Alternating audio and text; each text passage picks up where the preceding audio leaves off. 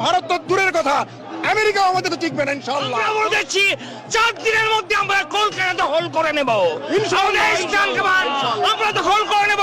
আসাম দখল করে সামরিক বাহিনী, ছাত্র জনতা আমরা একত্রে আছি। আমরা রাবার 5,000 সদস্য, এই 5,000 সদস্যের মধ্যে অর্ধেকই নবীন, 2,500 আমরা যুদ্ধের মাঠে যেতে পারি।